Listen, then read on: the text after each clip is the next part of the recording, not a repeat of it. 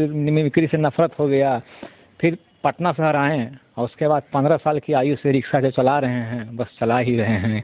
रिक्शे की वजह से मतलब मेरा जवानी समझिए कि रिक्शे में ही कट गया। आप अपनी बेटी का शादी वैसे जगह पे करिए कि लड़का आए मंदिर में और सिंदूर टिक के चल दीजिए। दीपक रिक्शे वाले की कहानी आपने सुनी थी। उसके अंदर जो कला है वो राजनेताओं की नकल करता है और मिमिक्री आर्टिस्ट के तौर पर वो जाना जाने लगा है। राजधानी पटना की सड़कों पर वो रिक्शा चलाता है और उसने शुरू में ये कहानी बताई कि हमने आज तक अपनी शादी नहीं की, मेरी एक बहन है और मेरा एक भाई है जो हिंदुस्तान की अच्छी यूनिवर्सिटियों में शामिल यानी जामिया मिलिया इस्लामिया में पढ़ता है और गुर्बत की वजह से हमने ये रिक्शा संभाला और पैंडल से ही अपने रोजी रोटी का जुगाड़ करने का प्रयास किया। वो मीडिया में आया, लोगों ने उनसे बात करने की कोशिश की और उसके बाद फिर विवाद बढ़ता चला गया। दीपक के बारे में यह कहा जाता था कि वो गरीब है और उसके अंदर कला है, वो कुछ करना चाहता है। कई लोगों ने उनकी मदद करनी शुरू कर दी और नाम ये दिया कि वो अपनी बहन की शादी करना चाहता है। वो तो अपनी शादी इसलिए नहीं कर सका क्योंकि उसने गुर्बत में अपनी जिंदगी गुजारी थी। यानी गरीबी ऐसी कि शौक अरमान भी पूरा नहीं किया जा सकता।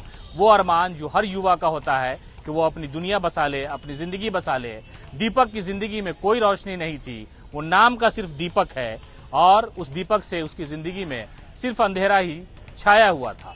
जब लोगों के सामने ये बात आने लगी तो कुछ लोगों ने उनकी मदद करनी शुरू कर दी और मदद इस नाम पे हुआ कि उनकी बहन की शादी करनी है। ये गरीब इंसान है इसलिए उसकी बहन यानी उस गरीब की बहन हम सब की बहन है। उसके बाद एक विवाद खड़ा हो गया और सामने ये बातें आने लगी कि दीपक की शादी हो चुकी है, उसके पास अपनी बीवी है और वो ठीक ठाक खानदान से है। उनकी जो बहन है वो प्रोफेशनली किसी ऑफिस में वीडियो एडिटर के तौर पे काम करती है। तो विवाद जब शुरू हुआ तो तनाजा खड़ा हो गया दीपक शर्मा के ऊपर।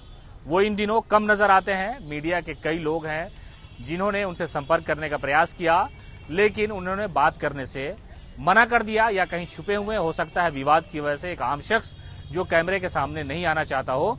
दीपक की कहानी शुरू में ये शुरू हुई कि वो रिक्शा चलाता है, मिमिक्री आर्टिस्ट है, शत्रुघ्न सिन्हा समेत कई बड़े बॉलीवुड स्टार की नकल करता है, उनकी आवाज से लोगों को मनोरंजन देता है। जले को आग कहते हैं, बुझे को राख कहते हैं।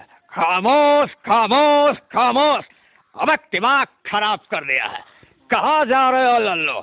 मैं तब से देख रहा हूँ कि तुम बैटरी रिक्शा वाला पकड़ रहे हो। एक बार इस पैंडल रिक्शा वाला में बैठ के तो देखो।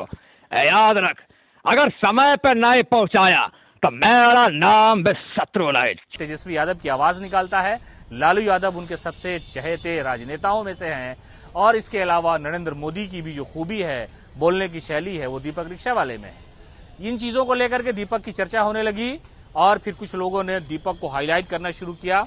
दीपक के नाम पर पैसा इकट्ठा करने की कोशिश की गई, ऐसा कहा जाता है, ऐसा इल्जाम लगाया जाता है और ये इल्जाम लगाया गया कि वो गुर्बत की वजह से अपनी बहन की शादी नहीं कर सकता, इसलिए समाज के जो लोग हैं वो इनकी आर्थिक मदद करे। और हमारे देश का भी यही संस्कार रहा है कि कोई अगर मुसीबत में परेशानी में है तो लोग अपने जेब से पैसे निकाल करके उसकी जो परेशानी है उसको खुशी में बदल देते हैं और यही हुआ दीपक रिक्शा वाले के साथ। लेकिन विवाद बढ़ता गया और ये बात सामने आ गई कि रिक्शा वाले ने सब कुछ झूठ बोला, उसके पास सब कुछ है जो एक मिडिल फैमिली के पास होती है। सबसे पहला झूठ उसने ये कहा कि उसकी शादी नहीं हुई है जबकि वो शादीशुदा है। दूसरी बात ये कहा कि बहन की शादी कराने के लिए पैसे नहीं है जबकि ऑलरेडी जो उसकी बहन है वो कहीं नौकरी कर रही है, प्राइवेट नौकरी में है वो, और उनका एक भाई जो है वो जामिया मिलिया इस्लामिया में पढ़ रहा है। तो क्या कुछ नजरिया है आपका, क्या कुछ सोचते हैं दीपक के बारे में?